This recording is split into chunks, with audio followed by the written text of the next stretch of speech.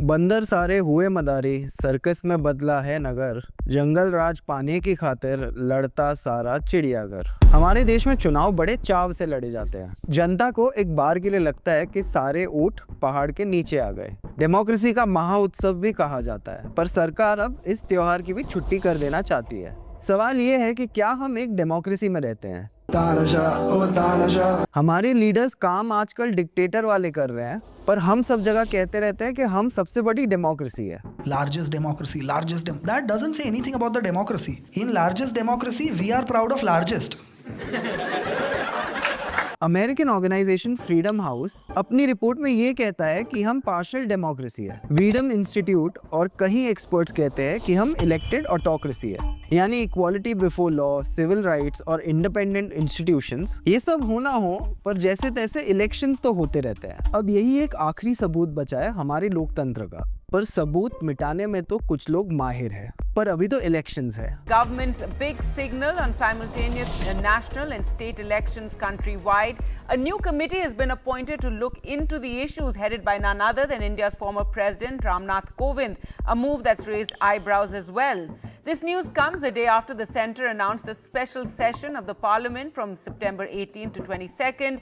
While the idea of one nation, one poll is to reduce the burden of numerous elections, there are many challenges ahead. हम सब election के खूब मजे लेते हैं, लेकिन बीजेपी चाहती है कि लोकतंत्र का जो बचा कुचा ढांचा है उसे भी ध्वस्त कर दिया जाए। वन नेशन वन इलेक्शन लाकर जो पार्टी इलेक्शन में सबसे ज्यादा पैसे फूंक देती है, वही कह रही है कि इलेक्शंस बहुत महंगे होते हैं। चंदे का धंधा बनाने वाले अब ज्यादा चुनाव को गंदा बता रहे हैं। डेमोक्रेसी महंगी उन्हीं को लग सकती है जो इस डेमोक्रेसी के लिए कभी लड़े नहीं। आज के जनहित में जारी के एपिसोड में हम इसी पर बात करेंगे।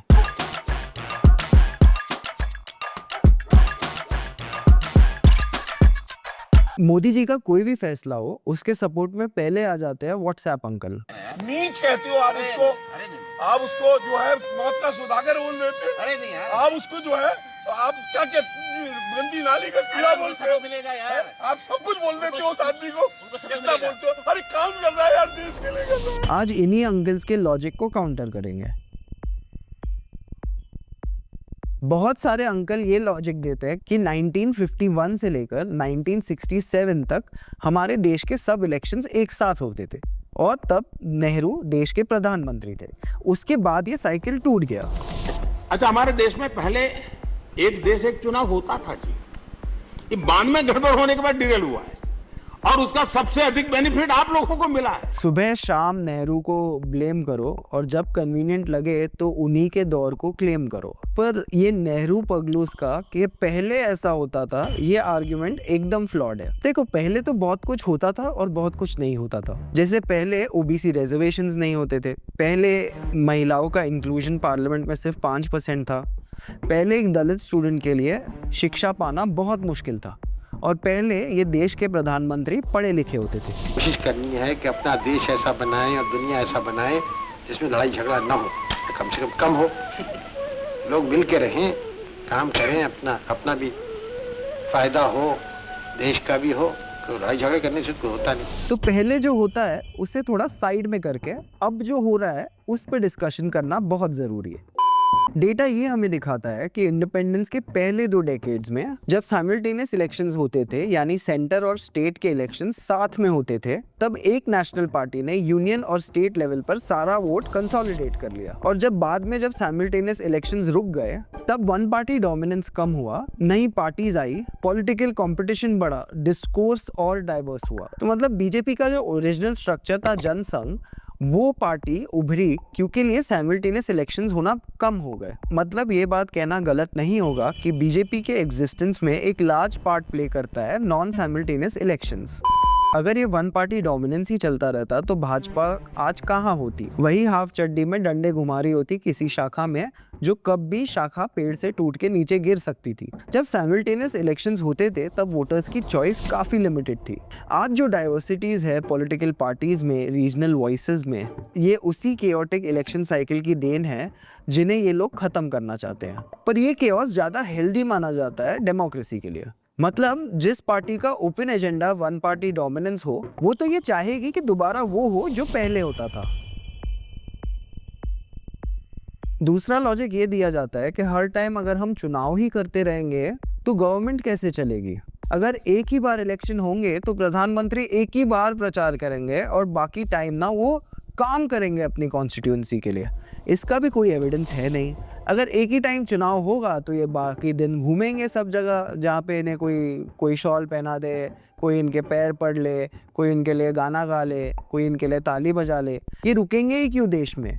ये देश में टेम्परेरी आते हैं क्योंकि इन्हें चुनाव में जाके प्रचार करना है, और तो कोई रीज़न है नहीं। अगर ये वन नेशन वन इलेक्शन होगा तो उसका बेनिफिट उस पार्टी को होगा जिसको डाइवर्सिटी से वैसे भी दिक्कत है, जो one nation one language one culture one religion ऐसी बकवास बातें करती है, जबकि इंडिया की स्ट्रेंथ ही उसकी डाइवर्सिटी है। और ये मैं नहीं कह रहा हूँ, ये डेटा कह रहा है कि मोदी जी प्राइम मिनिस्टर बनने के बाद सीधा गली बॉय से रैली बॉय बन गए। आएगा तू पैदा हुआ पाक में, तू नरक में जाएगा। नॉन इलेक्शन पीरियड्स में भी इन्होंने पॉलिटिकल रैलीज की। उनका गवर्नेंस ही कैंपेन से होता है। मन की बात से लेके परीक्षा पर चर्चा, सब फाइनली एक पॉलिटिकल इवेंट ही है। लॉजिक दिया जाता है कि ऑनगोइंग साइकिल ऑफ इलेक्शंस की वजह से लीडर्स और पार्टीज अपना फोकस गवर्नेंस से हटाकर चुनाव पे लगा देती है। सपोर्टर्स ये कह रहे हैं कि अगर साइमल्टेनियस इलेक्शंस कर दे तो गवर्नमेंट सिर्फ डेवलपमेंट और वेलफेयर पर ध्यान देगी। तो किसने उन्हें बोला कि वेलफेयर और डेवलपमेंट छोड़ के प्रचार करने आ जाओ कि जिस स्टेट में इलेक्शन हो वहां आप फीता काटते रहे? क्योंकि इनको हर जगह एक ही फोटो चाहिए और हर चुनाव एक ही नाम पर। मोदी मोदी मोदी। रिश्ते बनाना अगर प्रायोरिटी है तो कौन ध्यान देगा काम पर? भगवान बुद्ध के साथ मेरा एक और संबंध भी है। बोहरा समाज के साथ मेरा भी रिश्ता बहुत पुराना। क्रिश्चियन कम्युनिटी के साथ तो मेरा संबंध कोई नया नहीं है। जीवन का एक महत्वपूर्ण कालखंड मैंने आदिवासियों के बीच में बिताया। मेरा खुद का व्यक्तिगत रूप से फ्रांस के प्रति लगाव बहुत पुराना रहा है। अरे यदुवंश के साथ तो हमारा रिश्ता है, हमारा नाता है।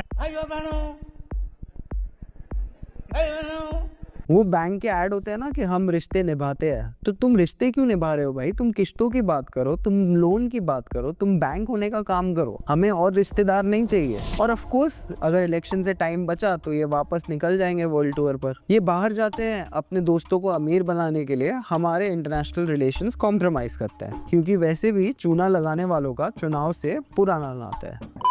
इंटरेस्टिंग फैक्ट, पिछले 8 साल में मोदी जी ने 70+ कंट्रीज विजिट किए हैं। मतलब एवरेज लगाओ तो 2 महीने में एक फॉरेन ट्रिप। मतलब इलेक्शन ना होते ना तो ये चांद पे खुद चले जाते हैं। बेटा नीचे आओ।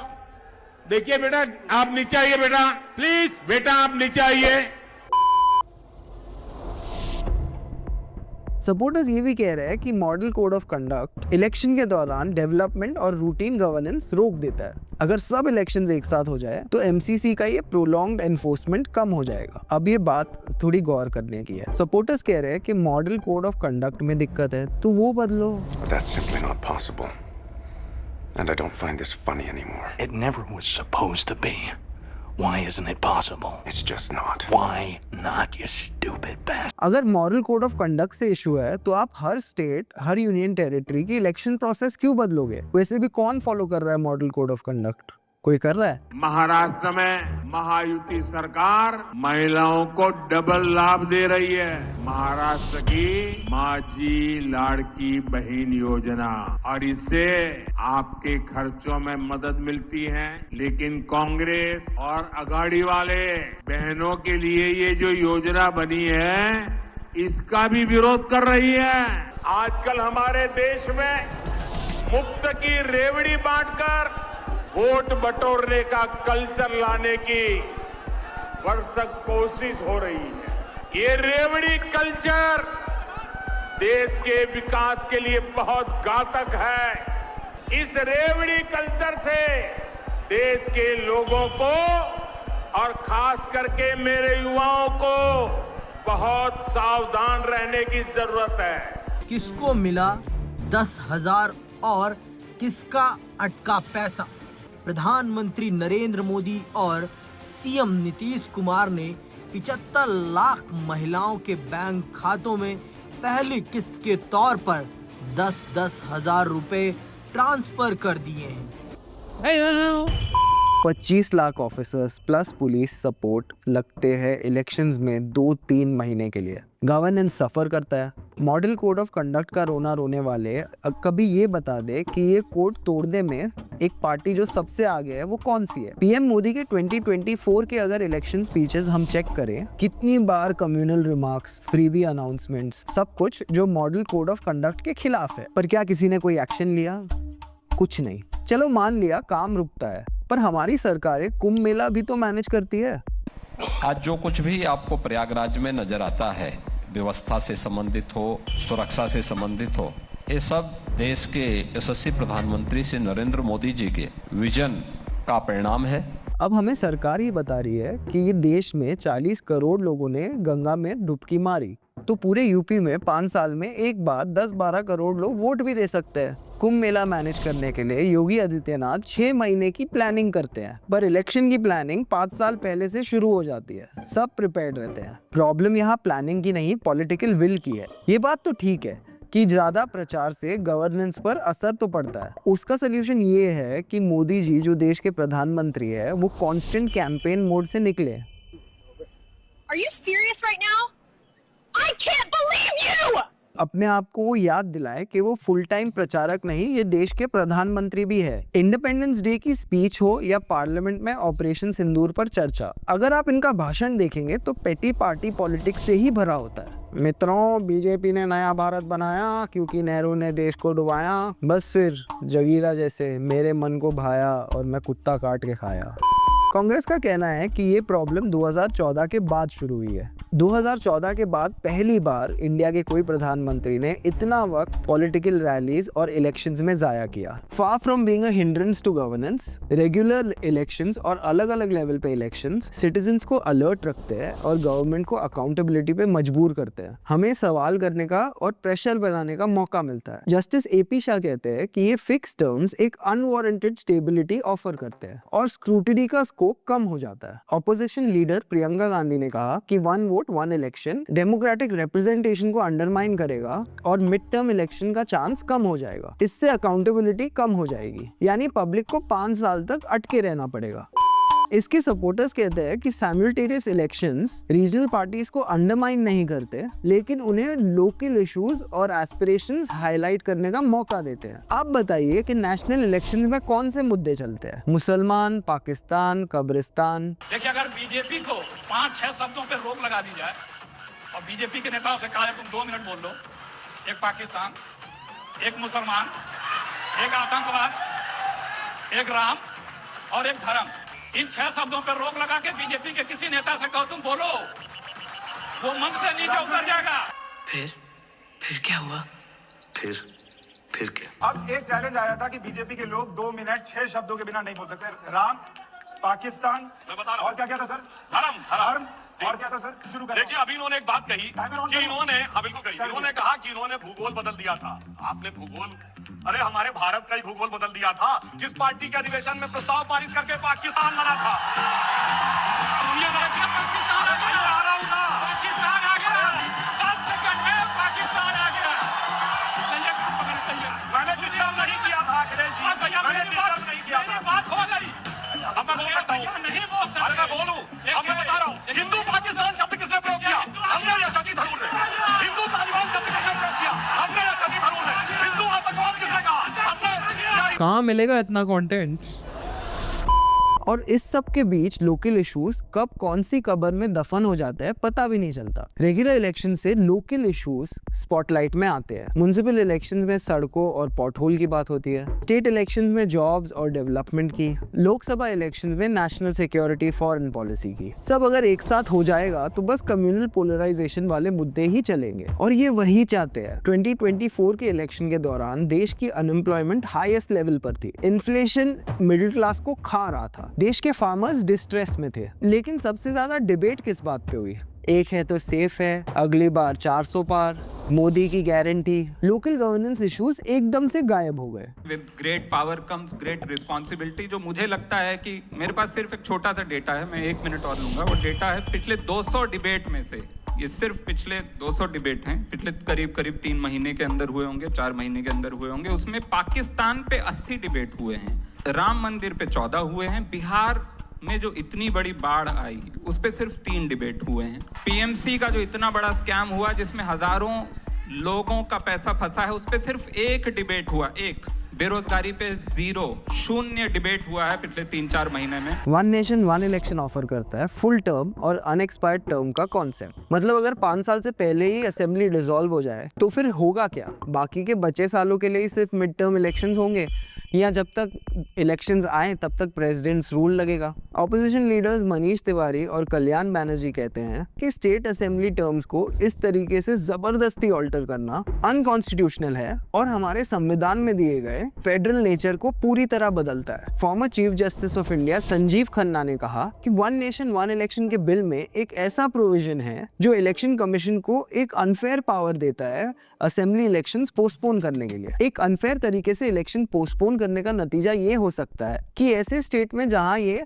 बस भर के एमएलए गायब करके सरकार बीच में ही गिरा दे, वहां प्रेसिडेंट्स रूल लगाया जाए जो बस एक कोडवर्ड है सेंट्रल गवर्नमेंट के कंट्रोल के लिए। मतलब अगर नीतीश बाबू का मन फिर से पलट जाए और अगर किसी स्टेट की सरकार 2 साल में गिर जाए तो क्या होगा? मान लेते हैं कि सेंटर में एक शातिर और विंडिक्टिव सरकार है। वैसे आपको ज्यादा सोचना नहीं पड़ेगा इसके लिए, जो लेन देन करके किसी भी स्टेट के ऑपोजिशन की सरकार को गिरा दे और इलेक्शन कमीशन उनकी जेब में हो, तो फिर आप क्या प्रेसिडेंट रूल में रखेंगे लोगों को इंडेफिनिटली? आपको ये इमेजिन करने की जरूरत नहीं है क्योंकि ये हमारी आंखों के सामने फुल एचडी में हो रहा है। तो इसका मतलब क्या होगा? या तो सत्ता पक्ष की सरकार चलाएगी या तो फिर प्रेसिडेंट्स रूल। इसको आप कैसे डेमोक्रेसी कहेंगे? ये लोगों का थॉट प्रोसेस ये है कि इलेक्शंस डेमोक्रेसी के बीच में आ रहे हैं। इन गधों को कौन समझाए कि इलेक्शन से ही डेमोक्रेसी बनती है? बहुत सारे स्टेट्स में इलेक्शंस मल्टीपल फेजेस में होते हैं because of the size and diversity of the state. Nation wide एक इलेक्शन करने से इलेक्टोरल प्रोसेस और लोकल गवर्नेंस डिसरप्ट करने का खतरा है। एक्सपर्ट्स बार बार ये कहते हैं कि इंडिया की डाइवर्सिटी के लिए स्टैगर्ड इलेक्शंस एक नेसेसिटी है। वन नेशन वन इलेक्शन जैसा आइडिया लोकल वॉइसेस को ओवरशैडो कर देगा और पावर यूनियन गवर्नमेंट के लिए कंसोलिडेट कर देगा। हमारे देश में 22 ऑफिशियल लैंग्वेजेस है, सैकड़ों डायलेक्ट्स है, अलग अलग कल्चर, अलग अलग प्रायोरिटीज। तमिलनाडु की प्रॉब्लम हरियाणा से डिफरेंट है, मगर साइमल्टेनियस इलेक्शन में सबके लिए एक नैरेटिव के पक्ष में या उसके विरोध में वोट करना एक कंपल्शन हो जाएगा। साइमल्टेनियस इलेक्शंस बेनिफिट करेंगे उस पार्टी को जो एक ही सोशल इशू जैसे रिलीजन या वॉर पे फोकस करती है। सो गवर्नेंस के आड़ में इनका असली प्लान वही है जो आरएसएस का है, one nation one religion one language one culture one party. आप ये सोचिए कि अगर सारे इलेक्शन एक साथ होंगे तो इसका फायदा किसको होगा? वो पार्टी जो बीजेपी या कांग्रेस जैसी नेशनल पार्टी को अपोज करके ही बनी है, या फिर वो पार्टी जो सीबीआई, ईडी, मीडिया, जुडिशरी सब इंस्टीट्यूशंस को हाईजैक करके अपनी मनमानी चला रही है। वोटर लिस्ट मैनिपुलेशन तो एक तरीका है, इलेक्शन कमीशन पर तो बहुत आरोप लगे हैं। एक जैसे बीजेपी के कैंपेन के हिसाब से इलेक्शन का स्केड्यूल बनाना। आज देश का दुर्भाग्य है, जितने चुनाव उतनी मतदाता सूची। कितना देश का खर्च हो रहा है, कितना मैन पावर उस मतदाता सूची में लग रहा है। एक इनका आर्ग्यूमेंट ये है कि साइमल्टेनियस इलेक्शंस में पैसे बचेंगे, पर भाई ये पैसे किसको बचाने हैं और बचेंगे तो जाएंगे कहाँ? डेमोक्रेसी का स्टार्ट पॉइंट इलेक्शंस है। अगर आपको पैसे बचाने भी है तो अपने कैंपेन्स, अपने एड्स, प्रधानमंत्री की विजिट्स, बहुत जगह हैं पैसे बचाने के लिए। इलेक्शन प्रोसेस को चेंज करके पैसे बचाना कोई समझदारी की बात नहीं है। अरे साला, इतना अलगे फ्रॉड चल रहा है। क्योंकि फ्रीबीज और प्री इलेक्शन प्रोमिसेस से गवर्नमेंट स्पेंडिंग्स बहुत बढ़ जाती है। मतलब ये एडमिट कर रहे हैं कि ये जो वेलफेयर स्कीम्स बताते हैं वो एक तरह की वोट मांगने के लिए घूस है। और ये बात बोल रही है हर दूसरे दिन कॉर्पोरेट्स के लोन राइट ऑफ करने वाली सरकार। अगर आप कॉर्पोरेट के करोड़ों माफ कर रहे हैं तो आप इलेक्शन प्रक्रिया से पैसे क्यों बचाएंगे? फ्रीबीज बोल के आप वेलफेयर स्कीम्स को डिमोनाइज कर रहे हैं और वही आप कॉर्पोरेट टैक्स कट्स को इकोनॉमिक रिफॉर्म बताते हैं। ये सब दोगलापन है। मैं तेरा दोगलापन उतारता हूं अब। पिछले इलेक्शंस में इलेक्टोरल बॉन्ड्स के थ्रू पूरे देश के सामने ये बात आ गई कि बीजेपी चंदा लेकर धंधा दे रही थी। पिछले 10 सालों में हमने 12 लाख करोड़ रुपए राइट ऑफ कर दिए और वो भी ज्यादातर कॉर्पोरेट्स को। और 2 साल में हमने 2 लाख करोड़ गिव अप कर दिए कॉर्पोरेट टैक्स ब्रेक्स में।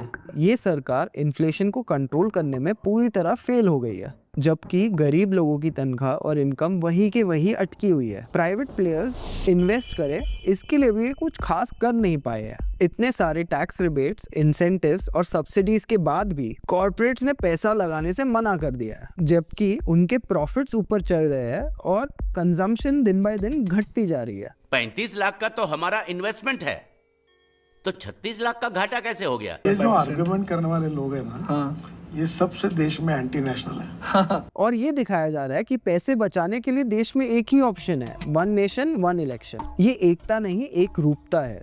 ये यूनिटी नहीं, यूनिफॉर्मिटी है। Former chief election commissioner SY Qureshi कहते हैं, जिस देश में 90 करोड़ वोटर हो, उसके लिए साइमल्टेनियस इलेक्शन करने के लिए बहुत प्लानिंग की जरूरत है। नए वीवीपैट मशीन और सिक्योरिटी फोर्सेस चाहिए और बजट इससे डबल हो जाता है। सत्ता में बैठे हुए लोग जब खुद मानते हैं देश में टू मच डेमोक्रेसी है, ये बात कहते हैं नीति आयोग के CEO अमिताभ कांत। अब जब आप टू मच डेमोक्रेसी कह ही रहे हैं, तो अगली बार क्या कहेंगे? Too much freedom, too much rights. ये माइंडसेट ही इनके असली एजेंडा को पूरी तरह एक्सपोज करता है। असल खर्चा तो तब होगा जब लोगों का सरकार के ऊपर से कंट्रोल ही चला जाएगा। जब अकाउंटेबिलिटी 0 हो जाएगी तो खर्च कौन नापेगा? और लॉन्ग टर्म में डेमोक्रेसी खोने का नुकसान सबसे महंगा होगा।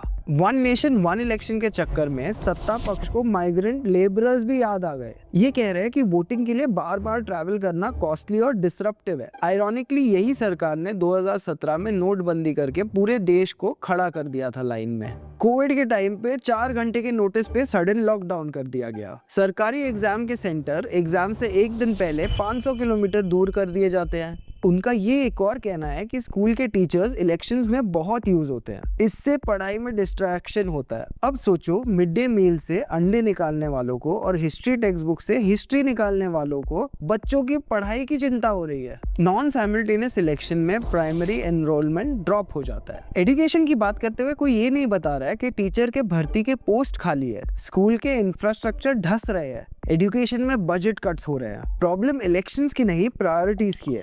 वापस सिस्टमैटिकली ये आइडिया पुश किया जा रहा है कि भारत में डेमोक्रेसी ना डेवलपमेंट के बीच में आ रही है। बहुत ज़्यादा डेमोक्रेसी हो गई है। मतलब जो देश डाइवर्स और डेमोक्रेटिक हो, उसके लिए डेमोक्रेसी एक इनकन्वीनियंस कैसे बन गई है? ये 1 नेशन 1 इलेक्शन का आइडिया ऐसा है कि मोदी जी लोगों से कह रहे हैं कि देखो यार, ईज ऑफ डूइंग बिजनेस तुम्हें लेके आ गया, अब मैं ईज ऑफ डूइंग डेमोक्रेसी भी लेके आऊंगा। पर भैया, डेमोक्रेसी में ईज नहीं चाहिए, डेमोक्रेसी में एजुकेशन चाहिए। लोगों को अपने राइट्स पता हो। वो 5 साल में अगर 3 बार वोट डाल रहे हैं तो इसमें तकलीफ क्या है? स्लोगन 1 नेशन 1 इलेक्शन नहीं है, स्लोगन है 1 नेशन 1 लीडर का। मतलब हमारा डेमोक्रेटिक प्रोसेस हम एक लीडर चुनने तक सीमित रख रहे हैं। यहाँ पे पॉलिटिकल एनालिस्ट बनोज्योत्सना लहरी कहती है, इलेक्शंस का असली मतलब मुद्दों को डिस्कस करना होता है। वोट इश्यूज पर होने चाहिए, ना कि किसी एक चेहरे पर। मतलब 2014 के इलेक्शन में जब मुद्दा था एंटी करप्शन और डेवलपमेंट, कांग्रेस जितनी भी कोशिश कर लेती, नैरेटिव तब फिक्स हो चुका था। मीडिया में बस स्कैम्स और करप्शन छाए हुए थे। 2019 में मुद्दा था पाकिस्तान और नेशनल सिक्योरिटी। बाकी सब पार्टीज को इसी मुद्दे पर रिस्पॉन्ड करना पड़ा। बेरोजगारी, महंगाई, डिमोनेटाइजेशन, GST पर कोई डिस्कशन ही नहीं हुआ। अब इसमें जब पंचायत इलेक्शन हो रहे हैं तो नेशनल सिक्योरिटी का झुंझुना क्यों बजाया जा रहा है? पंचायत इलेक्शन में मुद्दा होता है नरेगा के पैसे कब आएंगे, पोखर किसने काटा, पुल कब बनेगा, सड़कें कब ठीक होगी। इसके बीच होते हैं स्टेट इलेक्शन। पंजाब से लेके तमिलनाडु, MP से लेके कश्मीर तक, इन सब स्टेट्स के मुद्दे और प्रायोरिटीज बिल्कुल अलग है। लेकिन सत्ता में जो आज लोग हैं वो ये नहीं चाहते। डेमोक्रेसी एक मैकेनिकल व्यवस्था नहीं है जहाँ पर जनता एक रोबोट की तरह जाकर बटन दबा दे। इलेक्शन होने चाहिए मुद्दों पर, वो मुद्दे जो वहाँ के लोगों के लिए रेलेवेंट है। और कई मर्तबा छोटे रीजनल पार्टीज ने इस डेमोक्रेसी को सस्टेन किया है। आजकल लोगों को ये बोला जा रहा है कि 1 नेशन 1 पार्टी 1 लीडर से देश मजबूत होता है। कोएलिशन की सरकार मजबूत नहीं होती है, हमें चाहिए एक मजबूत पार्टी और एक मजबूत नेता। पर यह बात बिल्कुल सच नहीं है। कोएलिशन की सरकार ही ऐसे डाइवर्स कंट्री में मजबूत होती है। Coalition government leads to a stronger democracy. A one party government leads to a weaker democracy. छोटे रीजनल पार्टीज अपने मुद्दों को लेकर स्टेट इलेक्शंस लड़ते हैं, लोगों के मुद्दों के बारे में सोचते हैं, लोग उनको अकाउंटेबल रख सकते हैं। ये वो पार्टीज हैं जो बीजेपी और कांग्रेस को अपोज भी करते हैं और बीजेपी या कांग्रेस को उनकी जरूरत पड़ी तो अपने स्टेक को लोगों के हित में बरोबर नेगोशिएट करके पावर में हिस्सेदारी भी लेते हैं। वन नेशन वन इलेक्शन से एक वाइब्रेंट डेमोक्रेसी को कमजोर किया जा रहा है। Election campaigns identity based emotions ignite करते हैं, कास्ट, रिलीजन, क्लास, इनकम। ये बात तो सच है, पर सवाल ये है कि इग्नाइट कौन कर रहा है। अगर हम 2024 की बात करें तो माइनॉरिटी कम्युनिटीज जैसे क्रिश्चियंस और मुस्लिम्स पर एक्सपर्ट्स ने हेट स्पीच के 1200 इंस्टेंसेस नोटिस किए, जबकि 2023 में ये नंबर करीबन 650 के आसपास था। मतलब एक साल में ही 74% का जंप। ये आंकड़े हमें मिल रहे हैं Washington based research group India hate lab से। और ह्यूमन राइट्स वॉच हमें ये बता रहा है कि हमारे प्रधानमंत्री नरेंद्र मोदी ने करीब 110 बार इस्लामोफोबिक चीजें बोली। हमें ये याद रखना चाहिए कि हमारी डेमोक्रेसी अर्न्ड है, हम इसके लिए लड़े हैं और वन नेशन वन इलेक्शन ये डेमोक्रेसी खत्म कर सकता है। अगर आप ऐसे एपिसोड और देखना चाहते हैं तो चैनल को सब्सक्राइब करें। जनहित में जारी।